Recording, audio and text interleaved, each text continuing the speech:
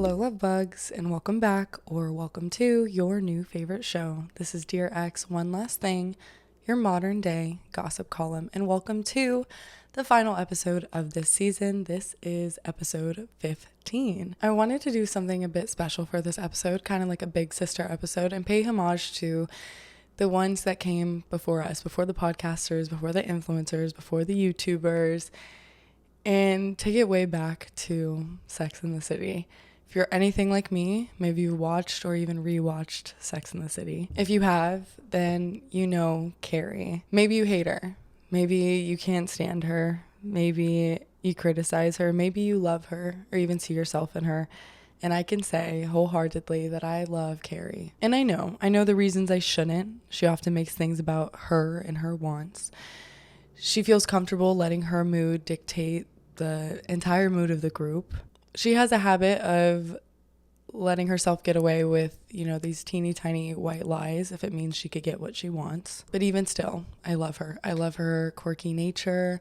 I love the way that she's devoted to her craft and to making a name for herself in the city, even amongst all the hate and slander and the amount she gets made fun of for it. I love her love of girlhood and shopping and shoes and making decisions that are fully dopamine fueled instead of the ones that she should be making.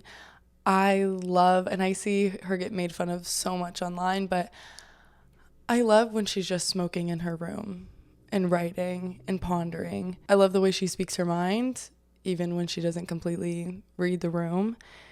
And I love her desire to make people laugh and try to make the unknowns and the unspeakables of the world a bit more understood. And when I watched Sex and the City for the first time, Carrie became like a friend. Everyone became like a friend. And what do you want for your friends? You want the best for them. And that, of course, brings me to Mr. Big. Mr. Big, a Manhattan success, a ladies' man, a guy with just enough gentleman and class that his disrespect seems humorous and maybe even flirty. A man so used to getting whatever he wants whenever he wants in life that it convinces you too to fall in line for him. A man not afraid to lose anything or anyone because he knows there'll be 10 more of the same thing lined up at his door if he so chooses. And though I love that they showed his character and the realistic nature of him and Carrie's relationship, I hate that they ended up together and that we were supposed to, root for them. I know I'm not alone in this feeling. Blogs, Substack articles, podcasts alike have discussed their strong feelings on this, and here I am joining them. Sex and the City is ultimately a story of how female friendship can grow you, sustain you, and help you flourish. Now, quite frankly, it could be more fulfilling, loving, and intentional than many relationships with men, and yet Carrie ends up with the guy who was always her first choice when she somehow even barely made the cut for him. The thing about Big is I meet one in every city, from every background, at every age. And then I meet a smart, funny, pretty girl wrapped around his finger, and the bigs of the world aren't blind to it. It feeds their ego and therefore concretes the image they have of themselves in their mind. I'm not saying these bigs are bad people, usually quite opposite, and that's what makes them so hard to leave. The bigs of the world are funny and charming. They help the old lady cross the street. They buy the bar a round of shots. They buy you your favorite breakfast after you hook up. They remember a small story about you from the second grade, and all of this makes you feel like there's a future, like you're special. But newsflash, you aren't. The bigs of the world walk around confident, understanding the cookie crumbs will fall as they may. They walk around with a security that's intoxicating, understanding that people will believe what they want, and so they have to do minimal effort to keep you by their side because you'll write the narrative for them. A big doesn't call you for 3 days, and then when he finally reaches out to you, it's some vague explanation. He had something really important that he had to attend to, he had to fix. And what do? You write the narrative for him. You make the excuses because you want to keep him in good light and you want to sustain the relationship as is. You tell yourself maybe it was a family thing, a charity thing, whatever it is that helps you forgive him and go back to normal. A big tells you he wants to keep doing the dates, the sex, the late night talks without the relationship, and you convince yourself you don't need it. What's a relationship anyway? What's marriage anyway more than a paper? Do you see the pattern? Them quietly holding firm in who they are with little insight on what makes them tick, what they fear, and you mold to them. I think it's naive to assume that Big is bad and Carrie is dumb because it's never been that simple. Almost every girl thinks she'll be different. She'll see the signs and she'll listen to them. Or maybe some girls know they aren't different at all, and that's when Big becomes this manipulative, convincing, conniving villain, one who plans every next move, but it's not that simple on either side. The Carries of the world aren't dumb, and you could see that in all other aspects of herself and her self-sufficiency. Girls like Carrie that choose Mr. Big over every other guy that's given a real crap about them, changed their life for them, and gave her everything she thought she could ask for. They aren't dumb. They're human in the most real way possible. And I'll explain this. I've already told you how many times people will believe what they want to fit the narrative of what they hope is happening. The brain likes to be right, and it'll find proof of it. Therefore, they'll twist contradicting input into something that actually fits their beliefs and not challenges them. In the same way, I'm sure we've all learned from therapy or a partner that's gone to therapy that we're often trying to heal old wounds and scars, beliefs and patterns through reliving the same situation with our current partner, hoping to change the outcome. And we believe if we change the outcome, we've rewritten history. But in order to change that history, we must find someone that triggers the same insecurities, the same fear as the original person that caused the pain, who's usually a parent. Let me save you some time and tell you this doesn't work. Making the man who couldn't care less if you lived or died finally propose to you is not only not realistic, but it won't change the fact that your dad didn't attend any of your recitals. Making your girlfriend who constantly cheats on you loyal won't change the fact that your mom chose her boyfriends over you. Instead, this mindset usually has us picking the same partners in different fonts that all treat us like garbage. And what's hard to come to terms with is if you find yourself in this pattern of picking partners that do you terribly, you must realize the problem is not them, it's you. And there's actually something that benefits you by continuing the pattern. And I know what you must be saying, this is crazy, but stick with me. And you must be saying, Mia, but these guys, they made me get acne. They made me lose sleep. They made me cry myself to sleep. They made me lose weight or gain weight. They made me lose my friends. How possibly could this be benefiting me? But remember when I told you the brain likes to be right? The brain likes to be right no matter what.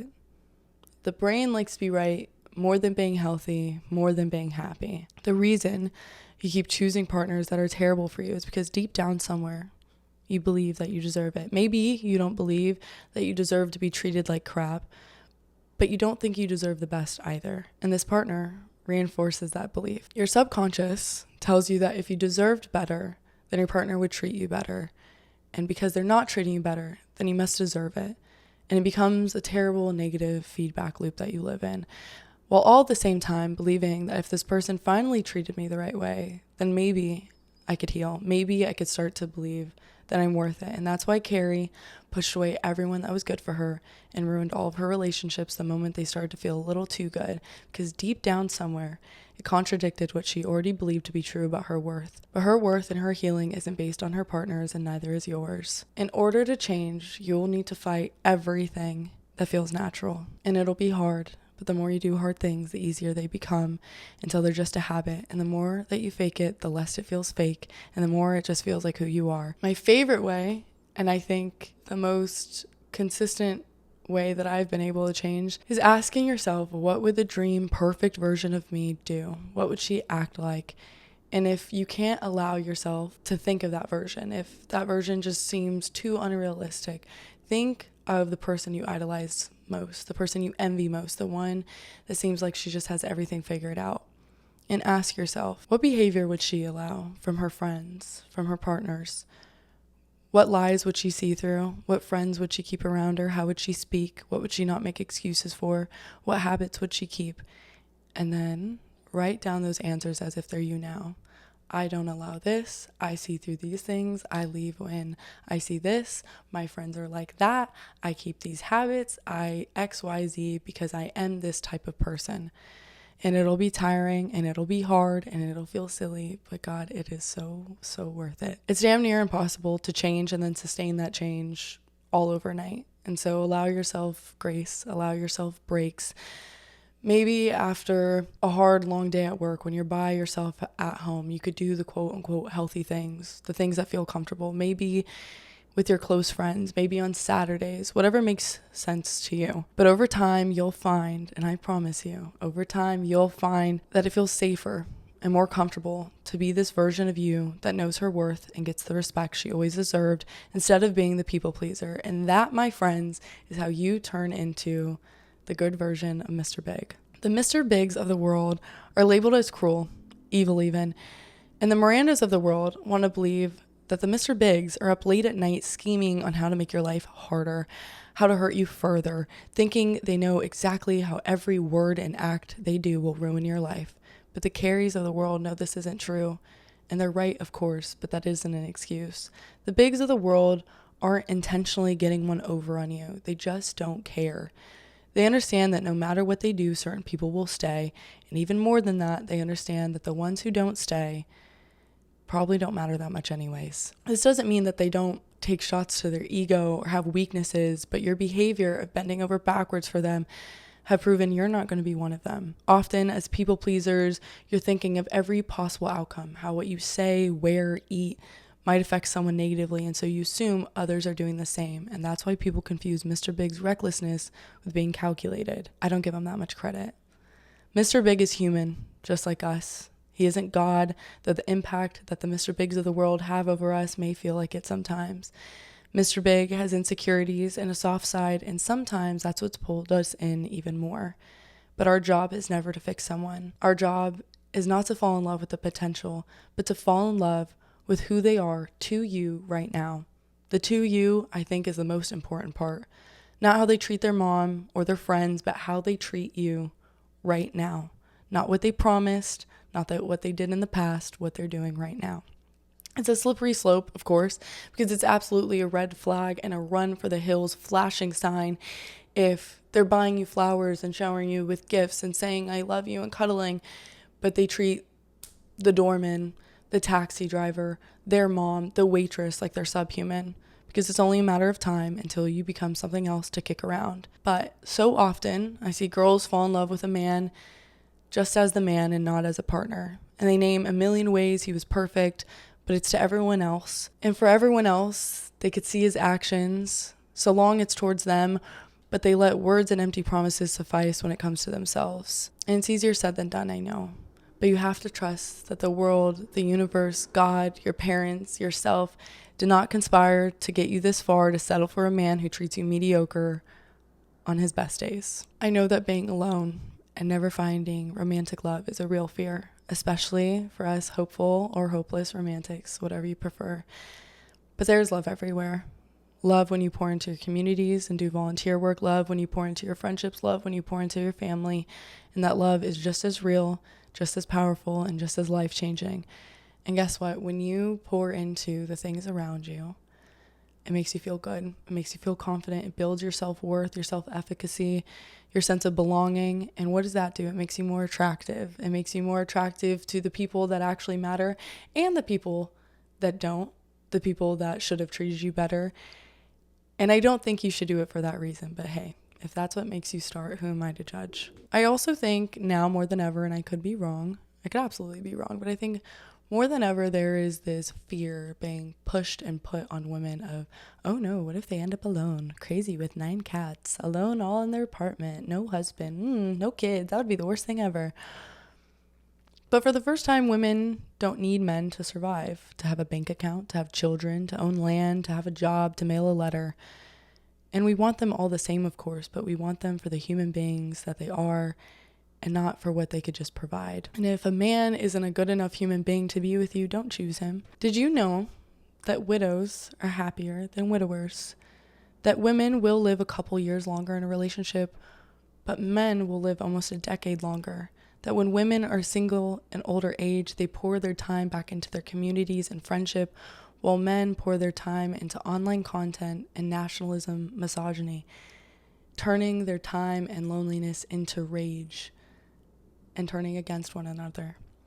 The stats are there and you can find them. Being a woman and being single and dying single isn't as scary as choosing the wrong man, and it isn't as scary as they're telling you, and there's numbers there to prove that. I don't want you for a second to let the world convince you that men don't need us, because the numbers are there to prove that too. So if you know that you have this worth, to have the ability to add 10 happier years to a man's life than his single counterparts, then act like it. I wish that's what Carrie did. And so this is the letter I think Carrie should have sent to Mr. Big. Dear Mr. Big, I love you, but you know that. I have loved you from the moment I saw you. I think I loved you before I knew you, and I don't really know how to explain that. I don't know what it was, but that's what they say love is. You can't quite put your finger on it, and that's what makes it so hard to get rid of too.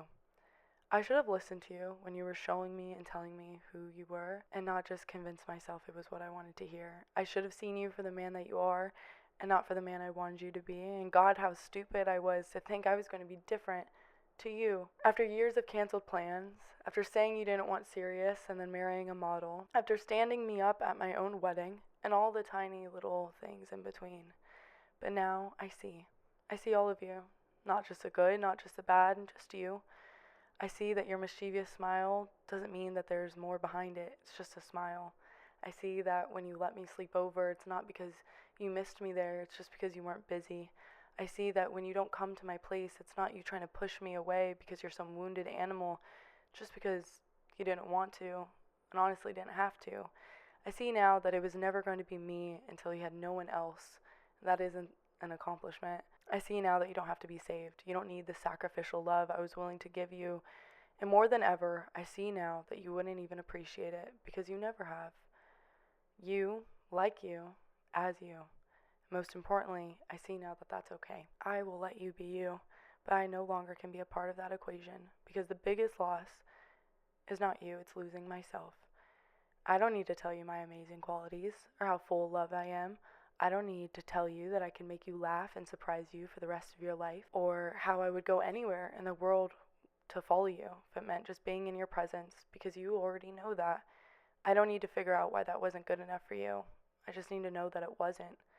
And missing you will be hard, but not as hard as waking up next to you every day, knowing you don't see me. Not really. Missing you will be hard, but not as hard as shrinking myself into something that's manageable for you. Maybe in the next lifetime there's something for us, but in this one I've realized you're just not worth it. Love, your friend, always, Carrie. I think like so many women, Sex and the City acted as a guide of what to do, what not to do. It acted as a blueprint for many people. And I think that was my discomfort with Carrie ending up with Big, because it feels like the show is there to prove that being happy with your friends and choosing yourself will always be a more fulfilling life than winning a man over at the expense of your sanity. And I totally thought that's where they were going to go with it, especially after he stands her up at this big, beautiful wedding after finally agreeing to marry her, embarrassing her in front of damn near all of New York. And yet she still makes excuses for it after years and years and years of making excuses. And I know it's a TV show, and I know that, but I think it's okay that we wanted more for Carrie, and I think it's good that we do, because I think we formed such a close bond to these characters, knowing that we could see a little part of ourselves in all of them. And if you can agree that you want better for Carrie, then you have to agree that you want better for yourself as well. Obviously, this letter is for Carrie and Big, but it's for us girls, and it's for the girls that I see that are so desirable and creative and devoted and full of life and dress so cute, their hair is so cute, and they're funny, and they plan well, and they're a great friend, and then they're just with some guy that likes them, maybe because they're hot, maybe because they're cool, maybe because they could hang out with the boys, but they don't actually see them. They don't actually appreciate them. And this podcast, this letter, this episode is for those girls to take the risk to know that someone better is out there. And even if it's not someone better in a romantic relationship, I will always be on the side of choosing to live a full and fulfilling and awake, alive, lively life over settling out of fear.